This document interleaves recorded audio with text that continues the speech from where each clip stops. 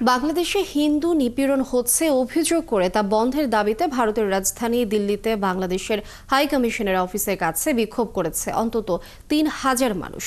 মঙ্গলবার civil society of দিল্লির ব্যানারে এতে অংশ নেন রাষ্ট্রীয় স্বয়ংসেবক সংঘ RSS, বিশ্ব হিন্দু পরিষদ এবং বজরঙ্গ দলের কর্মীরা। এদিন বেলা 11:30 নাগাদ লুটেন্স দিল্লির ৩ মূর্তি ভবনের সামনে জড়ো হন মিছিলকারীরা। সেখানে বিক্ষোভকারীদের আটকে দেওয়ার পর তাদের একটি প্রতিনিধি দল পুলিশ পাহারায় হাইকমিশনে গিয়ে একটি স্মারকলিপি জমা দেন। এতে সংখ্যালঘুদের উপর আক্রমণ বন্ধ, তাদের জীবন ও সম্পত্তি রক্ষায় উপযুক্ত ব্যবস্থা গ্রহণের আর্জি জানানো হয়েছে। এর আগে এদিন বেলা বাড়ার সাথে সাথে চাণক্যপুরীতে হাইকমিশন অফিসের কাছে আসতে থাকে খণ্ড খণ্ড মিছিল।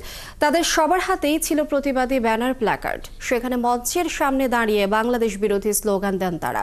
অপ্রীতিকর ঘটনা এড়াতে দিল্লি পুলিশের পাশাপাশি দাঙ্গা পুলিশও মোতায়েন ছিল সেখানে।